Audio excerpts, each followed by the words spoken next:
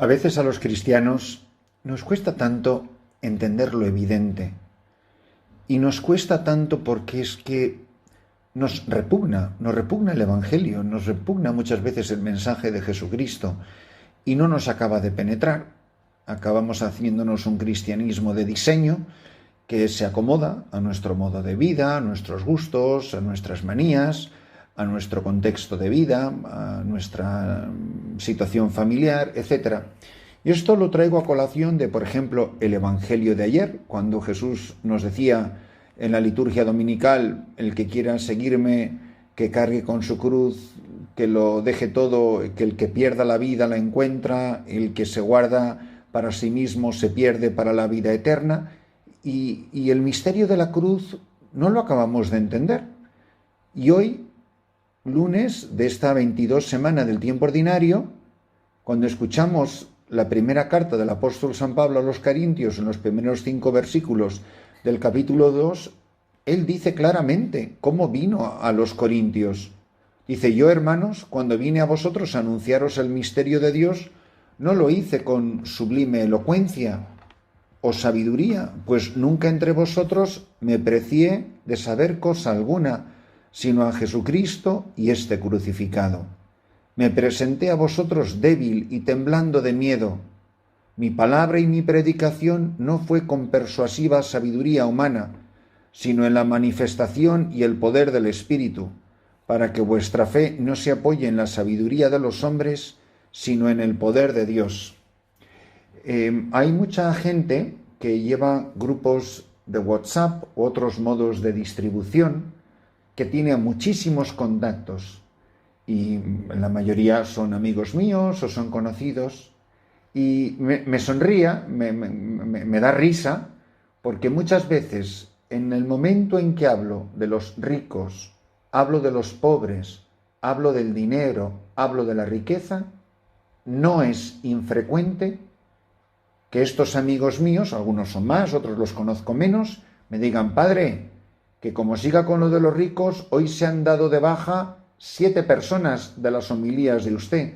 Vamos, como si yo estuviera aquí en un concurso a ver a cuánta gente consigo enviarle una homilía, que me da completamente igual si le escucha una persona o lo escuchan 5 millones.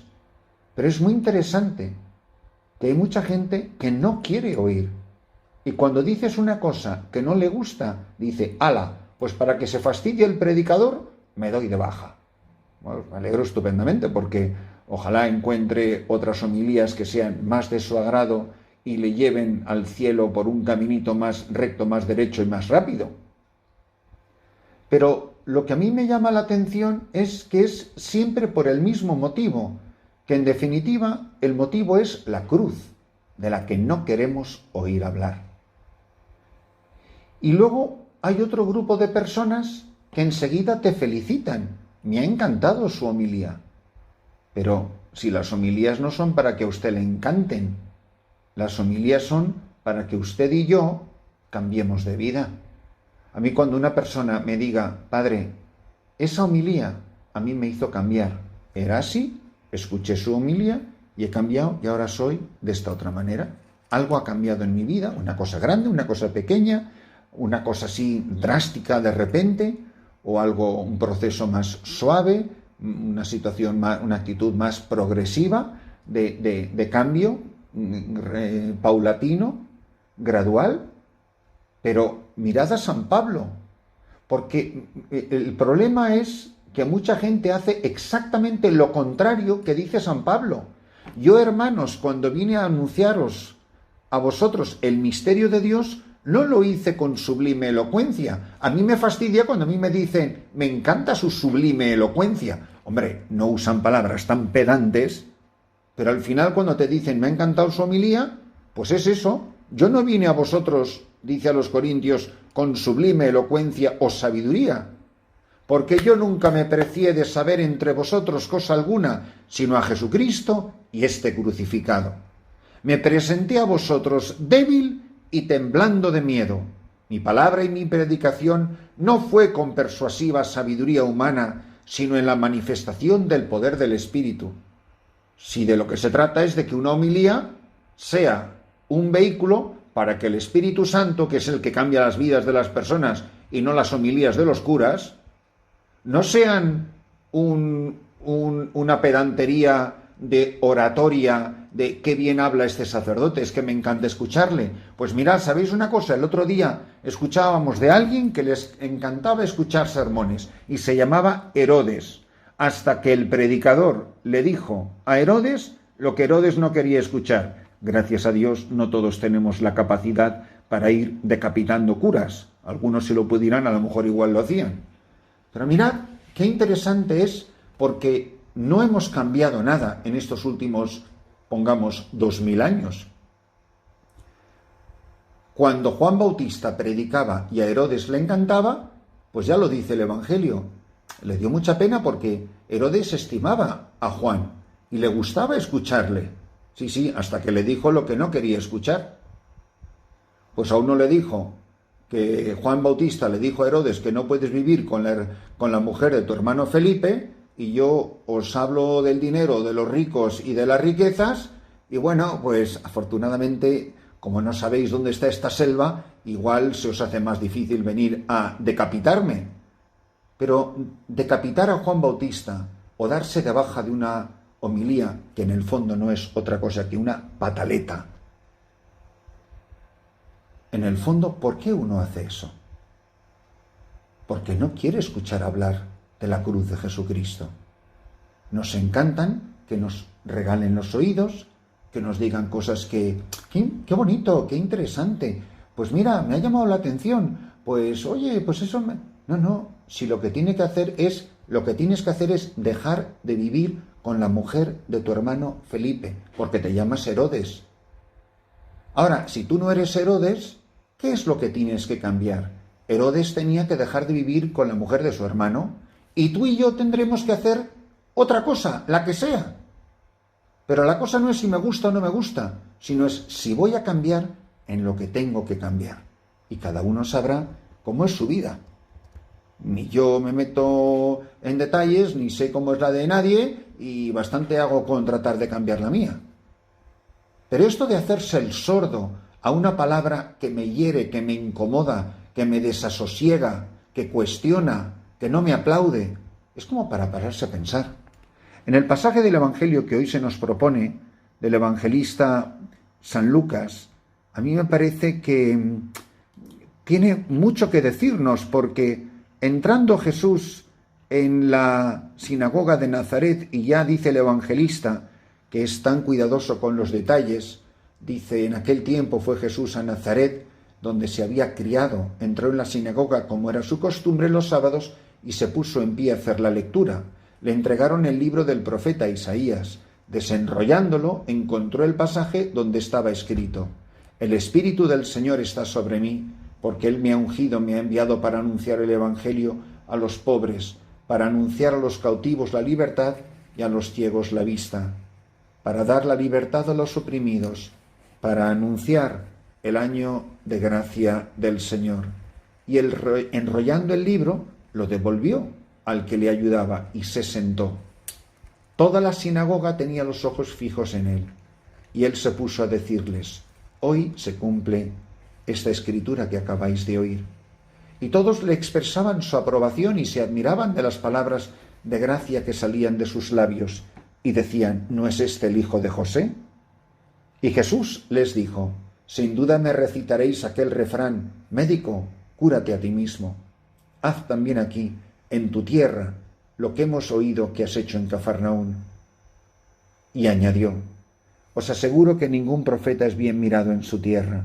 Os garantizo que en Israel había muchas viudas en tiempo de Elías, cuando estuvo cerrado el cielo 3 años y 6 meses, y hubo una gran hambre en todo el país. Sin embargo, a ninguna de ellas fue enviado Elías más que a la viuda de Sarepta en el territorio de Sidón. Y muchos leprosos había en Israel en tiempos del profeta Eliseo. Sin embargo, ninguno de ellos fue curado más que Naamán el sirio. Al oír esto, todos en la sinagoga se pusieron furiosos, y levantándose lo empujaron fuera del pueblo, hasta un barranco del monte en donde se alzaba su pueblo, con intención de despeñarlo. Pero Jesús se abrió paso entre ellos y se alejaba. Mirad, es exactamente lo mismo que os decía hace un momento.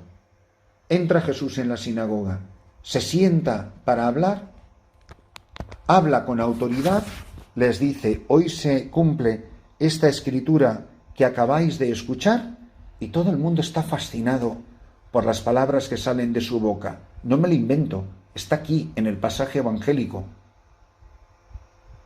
Toda la sinagoga tenía los ojos fijos en él, y él se puso a decirles: hoy se cumple esta escritura que acabáis de oír. Es decir, las palabras del profeta Isaías, pronunciadas 800 años antes de Cristo, se cumplen en este momento en la sinagoga de Nazaret. ¡Qué momento más tremendo! El Espíritu Santo está sobre mí, me ha ungido, me ha enviado para anunciar el Evangelio a los pobres, para anunciar a los cautivos la libertad. Mirad, nos está contando Jesús su misión, su identidad y su misión. ¿Quién soy y para qué he venido? Soy el ungido del Señor, el Espíritu Santo está sobre mí, que me envía a anunciar el Evangelio ¿a quién? A los pobres, para anunciar a los cautivos la libertad y a los ciegos la vista, para dar libertad a los oprimidos, para anunciar el año de gracia del Señor. Pero es que resulta que el Espíritu Santo, el Espíritu del Señor, ahora está sobre mí, que es la Iglesia, que es el cuerpo de Cristo. Es decir, sobre cada bautizado reposa el Espíritu Santo. Todos hemos sido enviados a anunciar el Evangelio a los pobres, a anunciar a los cautivos la libertad, a los ciegos la vista, la libertad a los oprimidos, para anunciar el año de gracia del Señor. Hoy se cumple esta escritura en ti y en mí. Y la gente enseguida empieza a cuestionarle. Le cuestiona su pedigrí. ¿Pero este de qué familia es? A mí me encanta cuando dicen: oye, tú sabes que ese sacerdote es de muy buena familia. Bueno, una muy buena familia será una familia de santos, ¿no?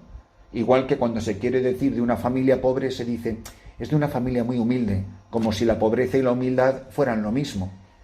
Pues Jesús, yo no sé de qué familia era, pero desde luego no era del agrado de la gente. ¿No es este el hijo de José?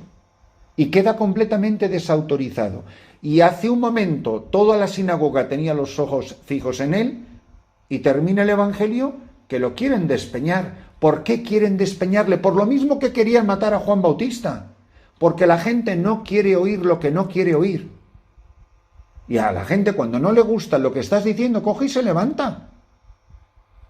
No os podéis imaginar cuánta gente a mí me ha dejado de dar dinero por culpa de las homilías.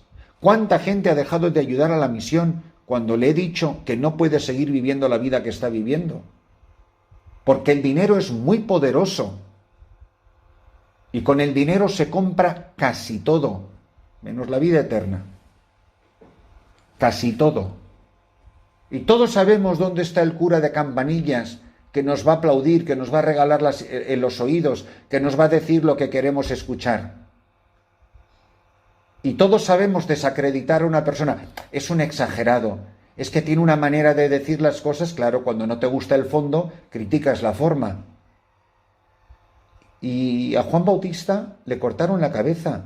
A Jesús, dice, furiosos, levantándose, lo empujaron fuera del pueblo hasta un barranco del monte, en donde se alzaba su pueblo con intención de despeñarlo. Su propia gente, en su propio pueblo, en Nazaret. Pero Jesús se abrió paso entre ellos y se alejaba. Qué pena que Jesús, que me anuncia un evangelio que me da la vida eterna, tenga que abrirse paso y alejarse de mí, porque yo no quiero cambiar, porque yo no le quiero escuchar. Señor, que yo siempre tenga los ojos fijos en ti, que no me importe la vida, que no venga a los demás con persuasiva sabiduría humana y elocuencia, sino en la fuerza de la cruz, como decía San Pablo, porque el Espíritu Santo está sobre mí.